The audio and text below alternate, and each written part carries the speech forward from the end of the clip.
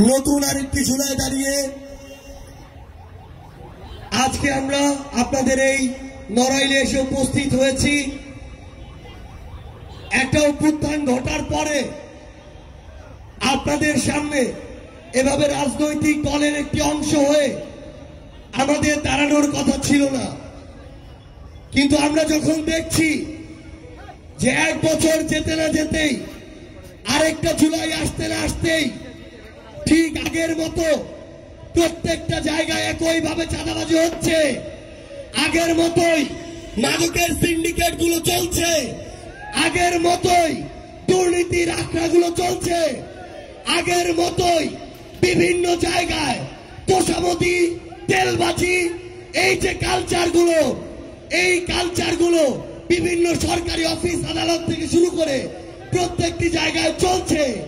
আমরা যখন আবার দেখছি এই সরকারি অফিস আদালত, থানা থেকে শুরু করে ইউএনও অফিস, হাসপাতাল থেকে শুরু করে ভূমি অফিস, কোন জায়গায় এখনো টাকার যে খেলা সেটি এখন পর্যন্ত বন্ধ হয়নি, তখন আমাদের আবার এই রাজপথে নেমে আসতে হয়েছে। আমাদের মনে হয়েছে এই যে সংগ্রাম, এই যে লড়াই, এটা শুধুমাত্র একজন হাসিনা পালিয়ে যাওয়ার মধ্যে সীমাবদ্ধ নয়।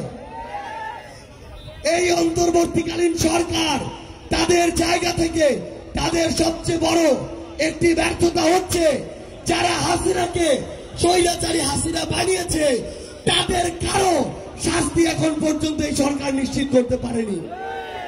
আপনারা যদি দেখেন ওই জুলাই আগস্টে আমলাতন্ত্রের সচিবালয় থেকে শুরু করে সরকারি অফিসে বিভিন্ন নামে বেনামে বিভিন্ন সরকারি কর্মকর্তা কর্মচারী হাসিনার তোষামোদি করতে রাজপথে নেমে এসেছিল, কিন্তু যারা সরকারি সুযোগ সুবিধা নিয়ে হাসিনার তোষামোদি করতে জনগণের বিপক্ষে গিয়ে রাজপথে নেমে আসলো, তাদের শাস্তি এখন পর্যন্ত কেন নিশ্চিত করা হলো না?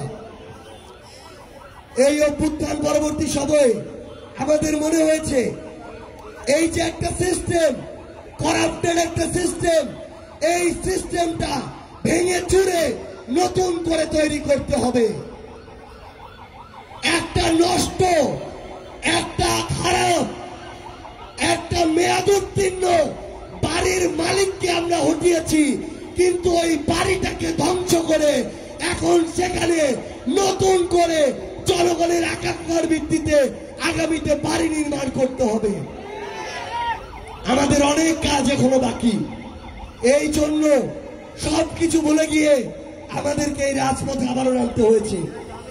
কিন্তু এই 10 মাসে 11 মাসে কিংবা 1 বছরে আমরা এমন অনেক বিষয় দেখেছি, শুধুমাত্র রাজনীতিবিদরা, শুধুমাত্র সরকারি কর্মকর্তা কর্মচারীরা কিংবা আমলাতন্ত্রের অনেকে তাদের জায়গা থেকে ভালো হলে কাজ হবে না। আমরা যারা সাধারণ জনগণ আছি আমাদেরও ভালো হতে হবে।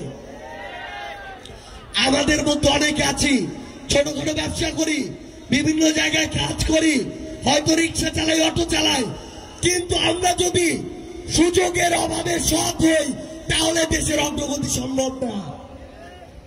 এখানে কোনো রিক্সা নাই, যেই ভাড়া 50 টাকা, রিক্সা নাই দেখে আমি 100 টাকা চাইলাম, এই মানসিকতা নিয়ে ভালো দেশ হবে না। বাজারে একটা সবজির দাম 100 টাকা, বাজারে অন্য দোকানে সেই সবজি নাই, আমি 200 টাকা চাইলাম, আমি যদি এই সুযোগ সন্ধানী হই দেশের অগ্রগতি হবে না। আমি একটা ব্যবসা করি, আমার এখানে এলপিজি গ্যাস আছে, নরমালি দাম 150 টাকা, বাজারে সংকট, আমি এখন 1500 টাকা চাচ্ছি। আমি যদি এমন ধান্দাবাজ ব্যবসায়ী হই দেশের উন্নতি হবে না। আমাদের প্রত্যেকের নিজেদের জায়গা থেকে নিজেদের দায়িত্বটা পালন করতে হবে। আমরা আপনাদেরকে অনুরোধ করব, অভ্যুত্থান পরবর্তী বাংলাদেশে দয়া করে আপনারা সুপারিশের আশায় কিছু কিছু নেতার পিছে পিছে ঘুরার অভ্যাসটা যে আছে আমাদের অনেকের, এটা আমাদেরকে বন্ধ করতে হবে। আমি আপনাদেরকে অনুরোধ করব, ভোটের আগে দয়া করে আপনারা আপনাদের বিবেককে, ব্যক্তিত্বকে 500-1000 টাকার কাছে বিক্রি করে দিয়েন না। আমরা আপনাকে অনুরোধ করব, ওই একদিনে একজন নেতার কয়েকটা টাকার কাছে বিক্রি হয়ে ওই নেতার কাছে নিজেকে 5 বছরের জন্য বিক্রি করে দিয়েন না। একজন নেতার কাছে 1000 টাকা নিয়ে একটা ভোট যদি আপনি দেন, ওই নেতা পরের 5 বছর আপনার কাছে 10 টাকা নিলে তাকে দায় দেওয়ার মতো বিবেক আপনার থাকে না, তাকে দায় দেওয়ার মতো অধিকার আপনার থাকে না। তাই আপনাদেরকে অনুরোধ, আমরা যেন প্রত্যেকে নিজের জায়গা থেকে নিজের দায়িত্বটা পালন করি। আমরা যেন দলের দাস না হয়ে যাই, আমরা যেন মার্কার দাস না হয়ে যাই, আমরা যেন ব্যক্তির দাস না হয়ে যাই। সৃষ্টিকর্তা যে বিবেক বোধটা দিয়েছেন, এটাকে কাজে লাগিয়ে সবচেয়ে ভালো মানুষটাকে যেন আমরা আমাদের প্রতিনিধি নির্বাচিত করি। আমরা যদি একটা কাজ করতে পারি, আমরা বিশ্বাস করি আগামীতে আমাদের স্বপ্নের বাংলাদেশ আমরা ঐক্যবদ্ধভাবে করতে পারবো। সে পর্যন্ত যারা সত্যের পথে থাকবেন, ন্যায়ের পথে থাকবেন, আপোষহীন থাকবেন, আপনাদের সাথে আমাদের আবারও দেখা হবে লড়াইয়ের রাজপথে অথবা বিজয়। ইনকিলাব জিন্দাবাদ।